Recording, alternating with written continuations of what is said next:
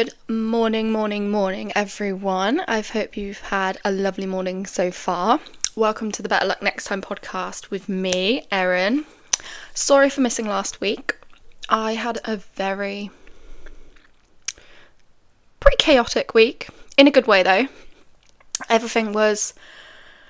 everything just clumped together in one week, it seems, and it's like all my plans were just that evening for every week.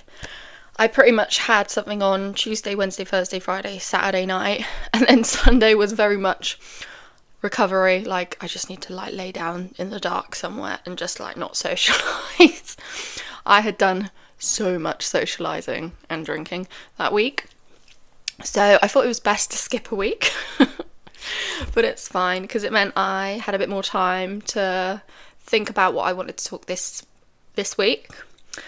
And this episode is about things I have learned since turning 23 and things I've kind of had to come to terms with that are just going to be part of my 20s, or things that I've realised are going to be a great, exciting element to going through the chaotic 20s.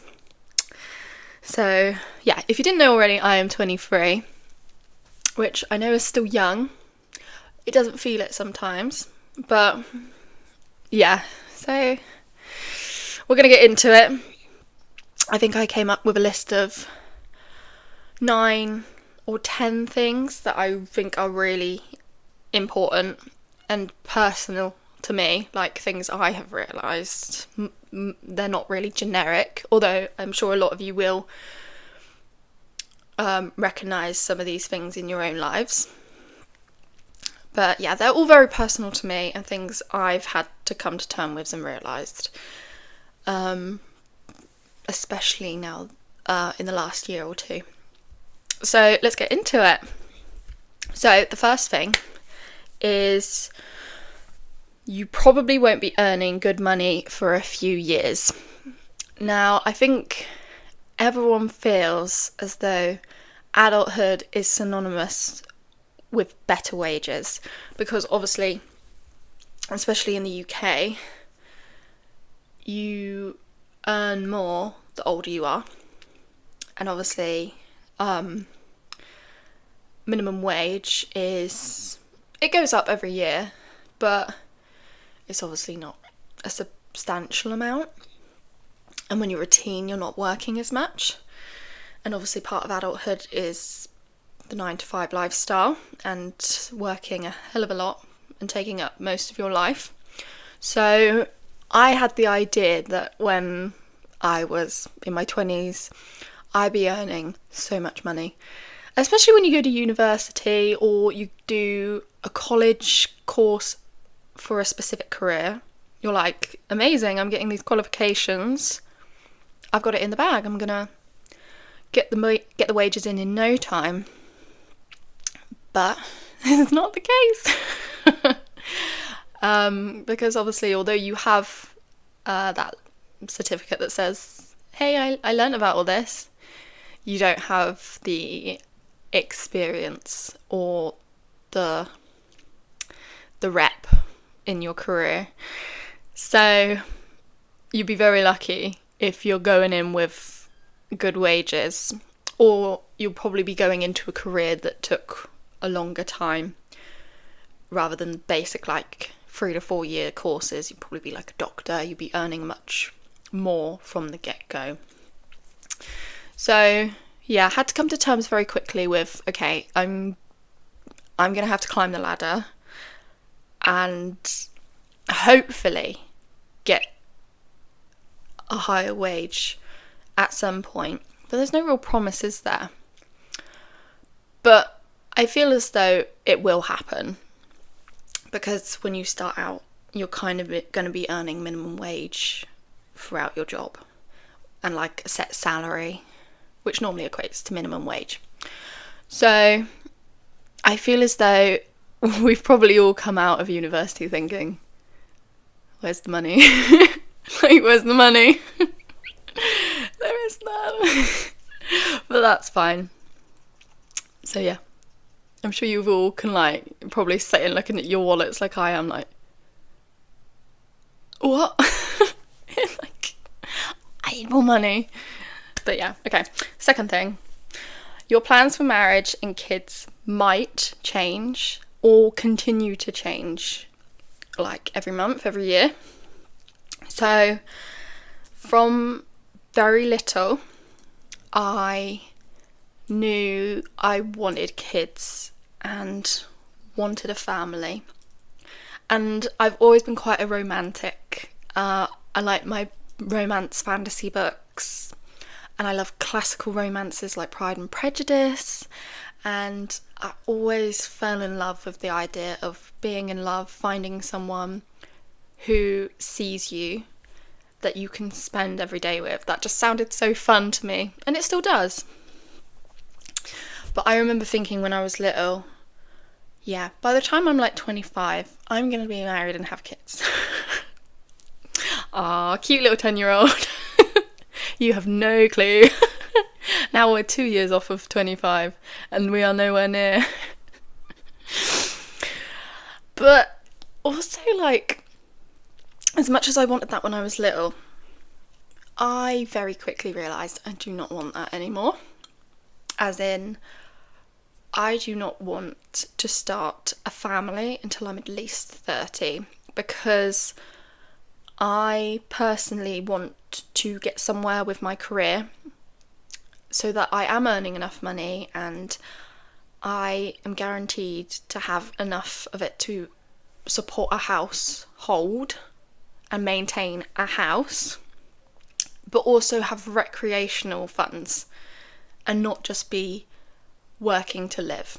I want to live to work and have fun. And so I kind of decided that 30 is plausible, like, as we're going back to it, like the previous point, we don't start making money off the bat, you got to climb the ladder.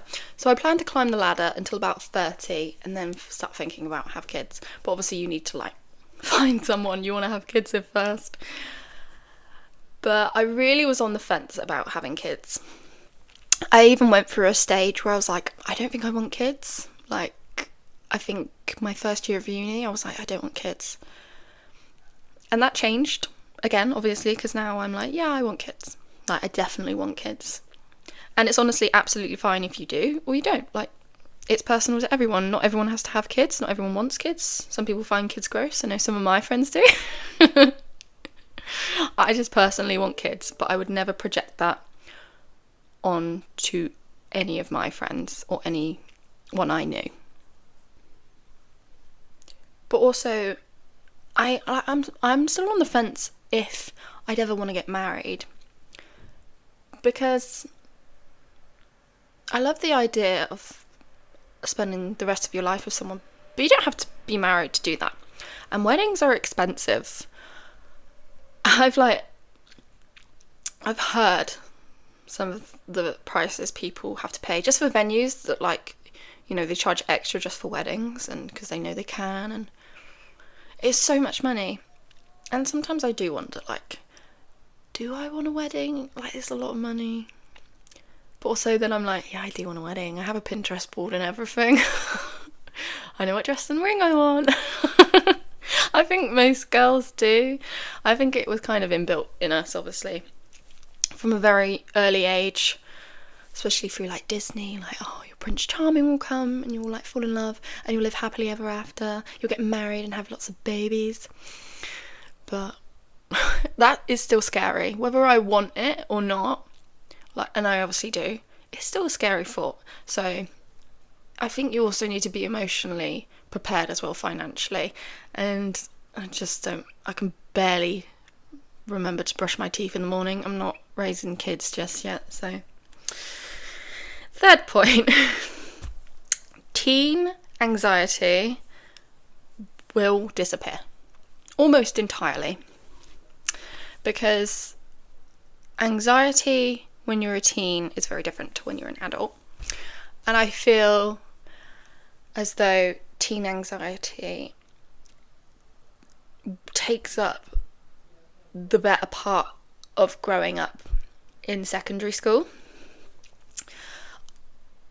and it's personal to everyone. I know some people suffer more. I definitely suffered a lot. I have anxiety, and have only like started in the last few years learning how to maintain like control of my emotions and like not let things affect me too much. But in my teens, and I think everyone in their teens, they're greatly obsessed with how other people see them, because a lot of it is to do with who's popular, who's getting like likes on Instagram, who's getting invited to the parties at the weekend, just all that stuff. And as a kid, the worst thing in the world you could think of is being isolated from that group. You don't want to be uncool. You don't want to be unpopular. You couldn't think of anything worse in your life than being considered like the weird kid, or the like just the one like no one remembers. And we're obsessed with like making sure, in order to do that, we follow trends, like make sure we are wearing the right thing, nothing too like that's going to catch anyone's eye, that's going to make us stand out in a bad way. Make sure we've watched all the same shows as everyone, because everyone's talking about it. You don't want to be left out. And I think you'll realise in adulthood, you don't care. You really couldn't care less. Now, I will just, because I want to wear something. I was very much someone who was like, I need to wear that because the pretty girl's wearing it, so I need to wear it. But now I'm very much like, that's nice. Like, that looks really good on her, but I wouldn't wear that. Like, it's not my style. Or I'd be like, oh, that is lush. Really want that. Let's have a look. The decisions we're making turn to preference, not just for approval. And I really enjoyed that part of my 20s. Like, it's so exhilarating releasing yourselves from the clasps of judgment, because it's so heavy on you. For years it was heavy on me. I'm sure it was heavy on a lot of us. Just the constant reminder that we need to perform a certain way, and if we don't, we're going to go down on the popularity ladder. Who cares? Like, half these people you're never going to see ever again. Ever. Why do we feel a need to like make sure they are happy with how we are, how we look? It's ridiculous. So it's been really amazing to just, I don't know when it happened, but one day I just woke up and I was like, I can just wear what I want. What's the worst that can happen? What's anyone going to say? No one's going to say anything. They're clothes. Get over yourself. Like, get over yourself if you are commenting on what people wear because it doesn't suit your style. That's the point of style. It's individual. It's unique. It's supposed to be unique. It's supposed to be innovative. You're supposed to enjoy colours and wearing clothes. It's a form of self-expression. So if you are using it to target people, you're fucking lame, okay? Watching you. Fourth point, which is kind of leading on from my point I just made. You will begin to find yourself.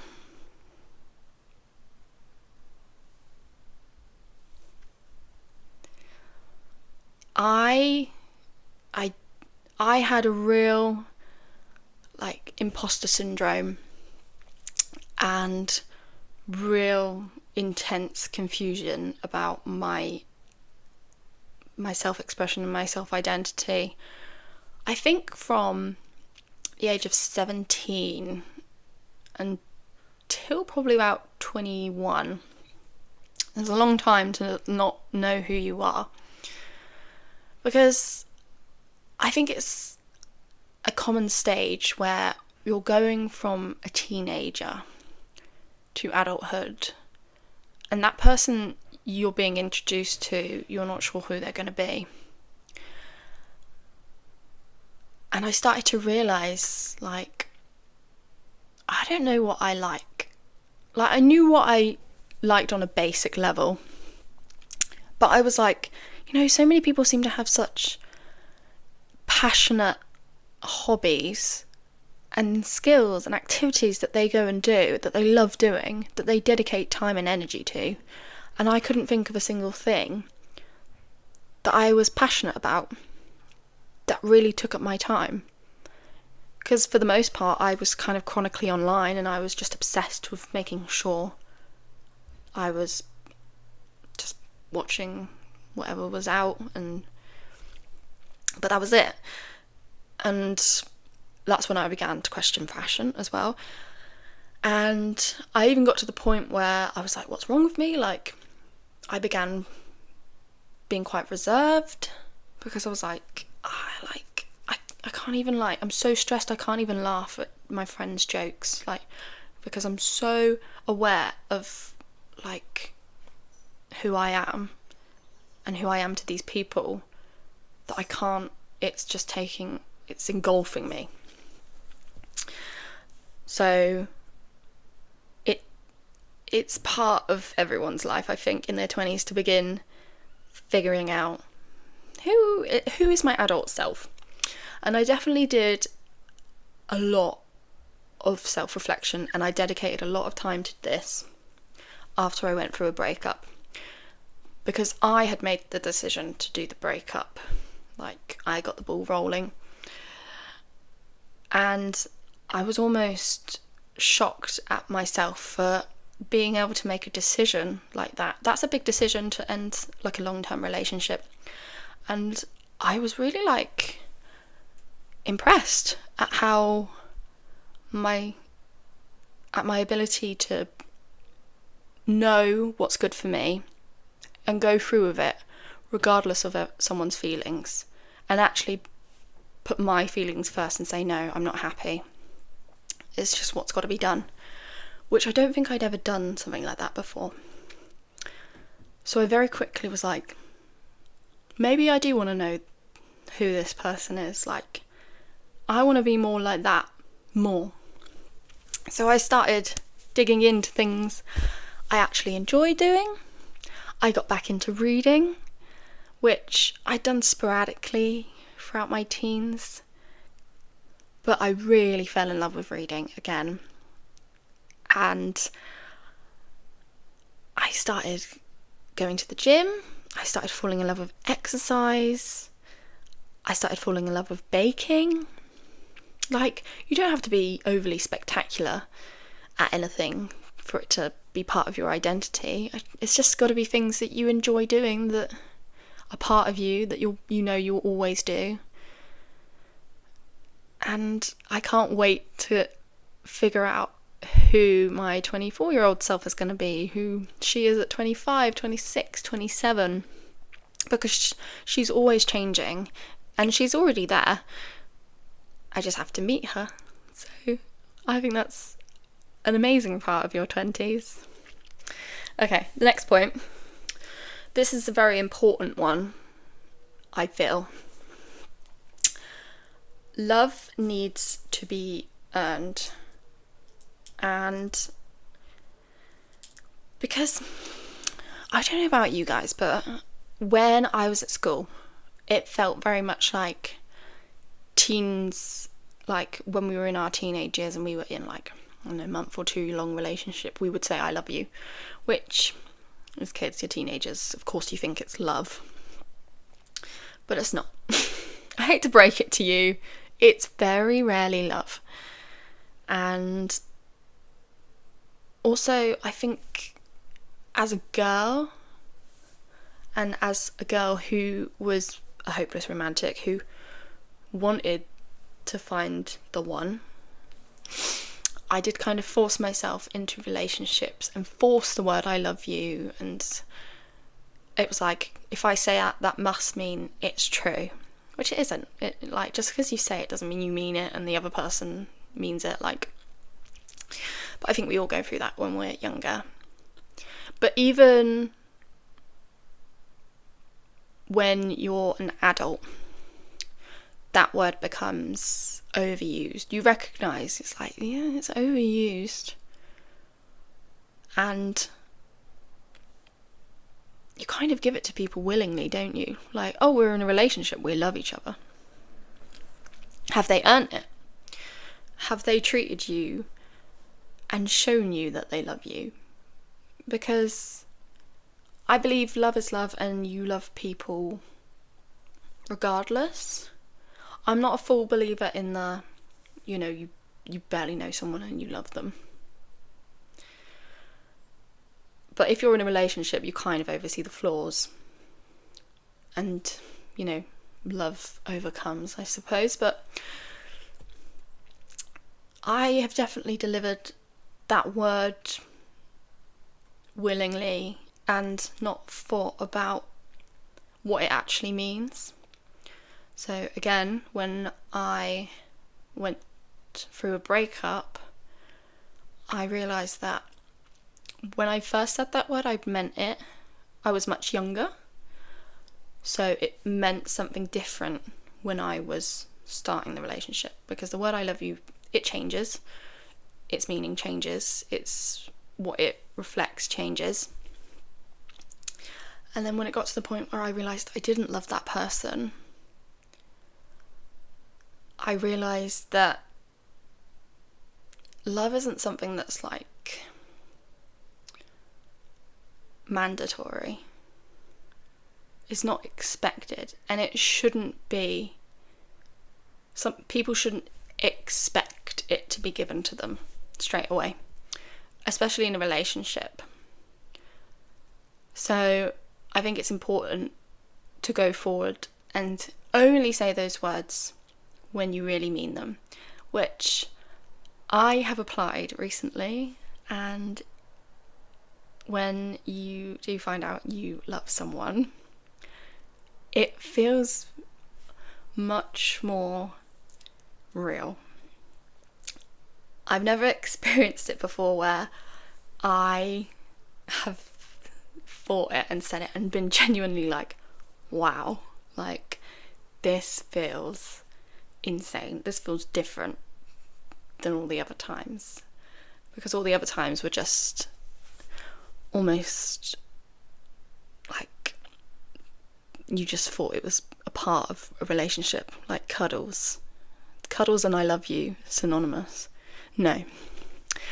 So when you say it and you're like, I've really given this thought and I mean it, and the person reciprocates it because they've also given it much thought, it is so much more worth it. You can feel the connection. And I think a part of your 20s is building connections that are really going to shape you and mean something more than your previous relationships. So yeah, next point, you'll start embracing childish activities.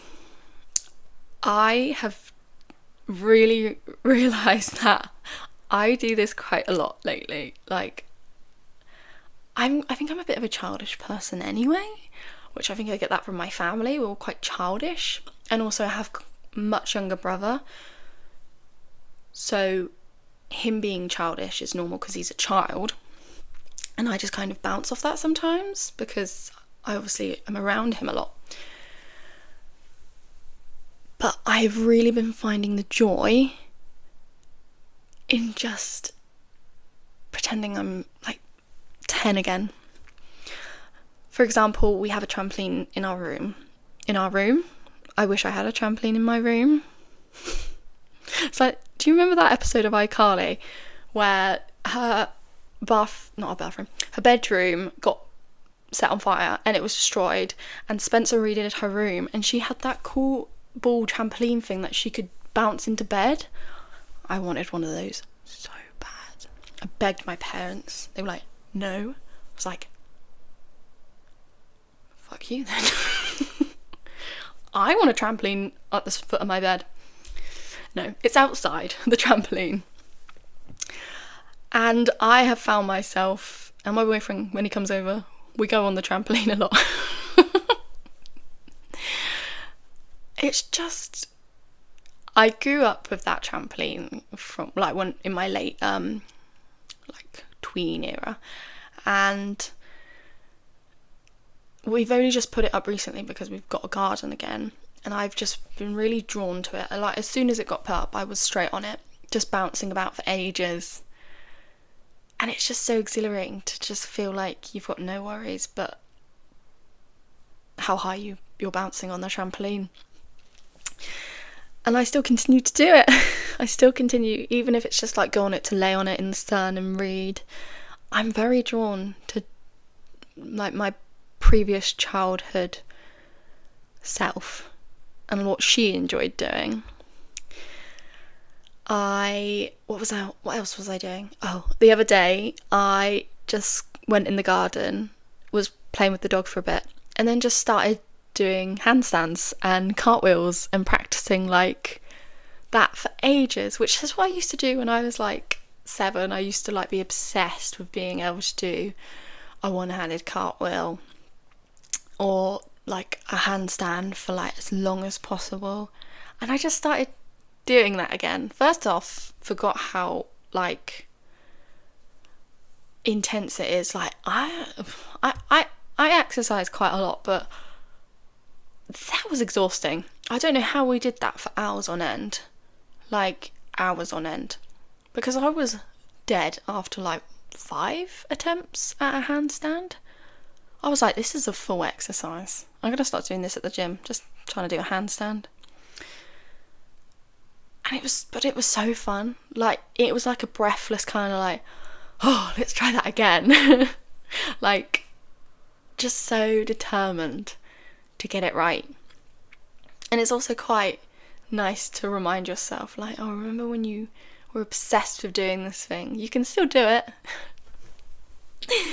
So I think it's important to reward your inner child, because we have to do so many boring adult things in our life, like buy health insurance and make sure the car's MOT is sorted and all that mundane daily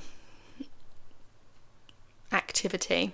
I think sometimes we do just need to go, I just want to play in the paddling pool and make a whirlpool and like stop and then like get thrown about.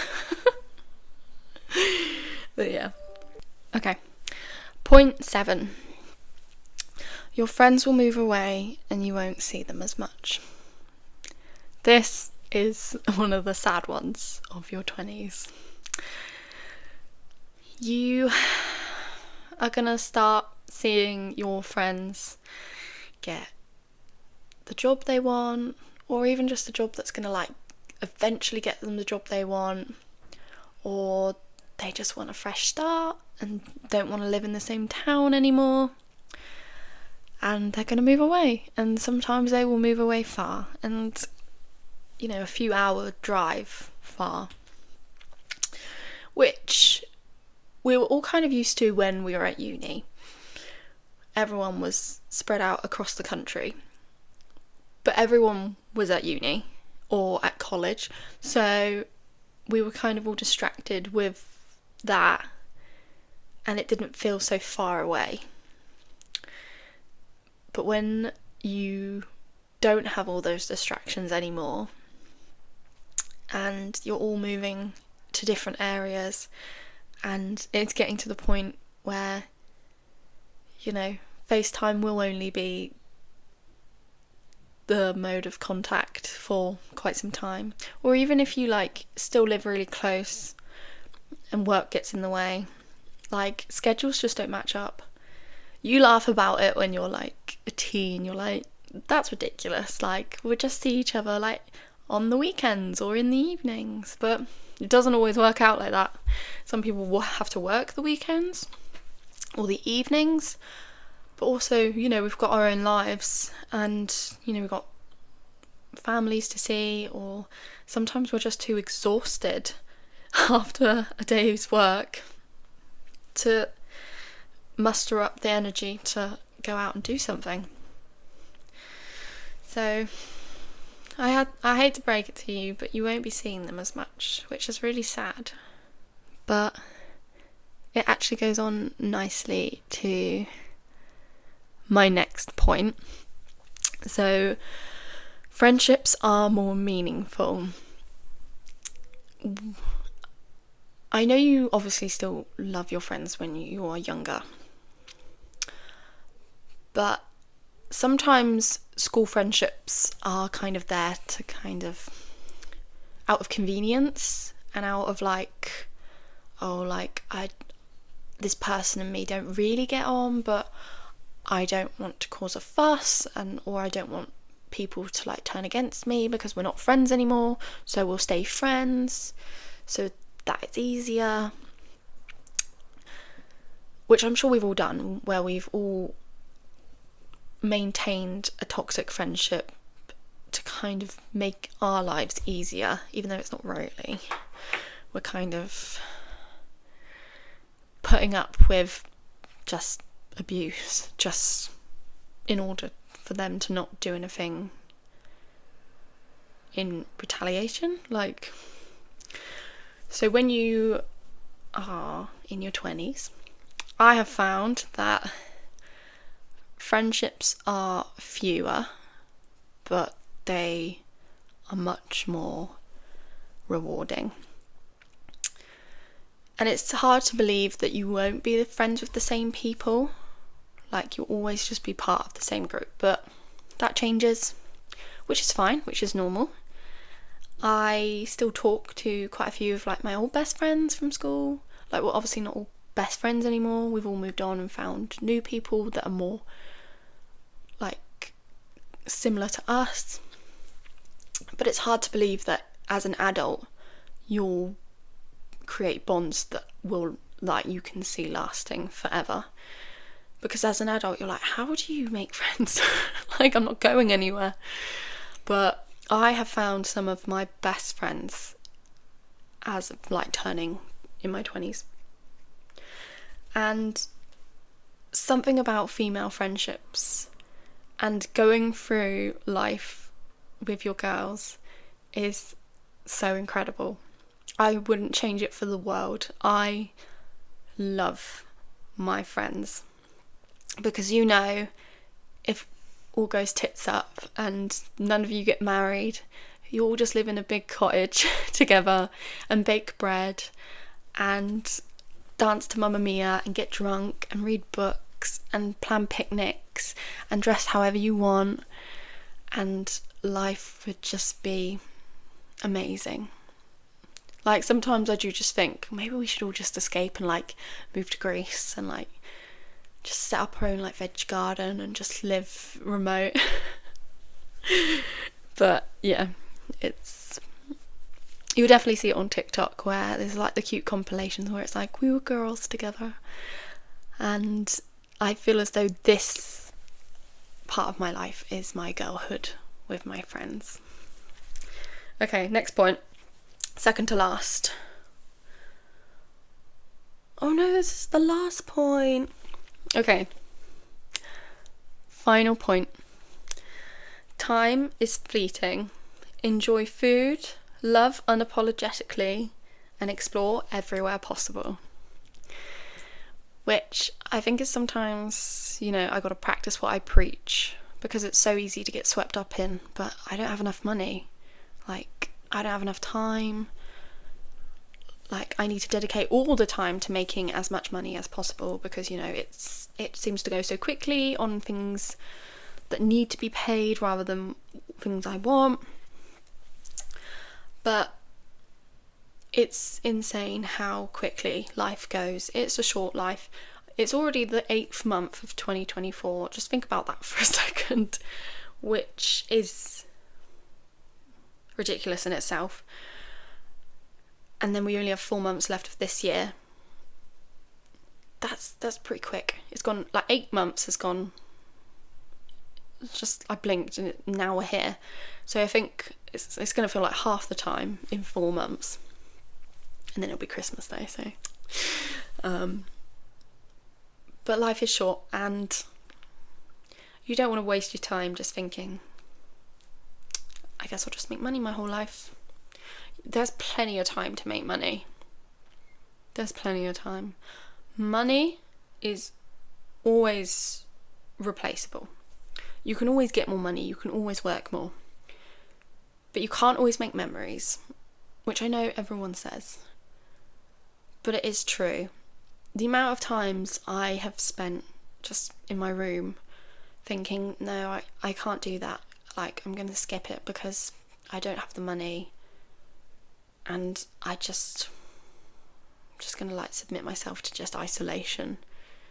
There's got to be a point where those anxieties just need to be put on hold, and for you to just say, I'm an adult who can like go wherever I want. I can either hop in the car or get the train, get the bus, literally book a flight. You can eat whatever you want. You could just go to your local city and go, I'm going to have sushi for lunch because I want to. I'm going to buy that dress because it looks pretty on me and I like it. I am going to go and sit in the park and read and watch the birds, or I'm going to buy a little painting set and just paint. And it's not going to be great, but I'm going to enjoy it. We need to do more things like that, because it just brings joy into our lives. 20s aren't supposed to be fun, apparently. So make them as fun as possible while you can. Apparently 30s are supposed to be the best times because you actually have the money and the freedom to spend it. So yeah, that's the things that I have learnt since turning 23. And remember, if you're not yet in your 20s, apply them, remember them, or even start before you turn 20. But yeah, I think that's that episode done. I think it was a little bit of a short one, although I'm looking at the clock. Might not be. Because I do blab. But yeah, I hope you guys liked this episode and gave you a little bit of an insight as to how I see my 20s and how maybe you can start seeing your 20s. But yeah, I hope you have a lovely ordinary day. Please like, subscribe, follow me on my Instagram. I am hoping to be consistent. It's busy next week as well, but I will try and pre-do an episode ready because I'm seeing Taylor Swift soon. So yeah, alright. Right. See you guys later. Bye.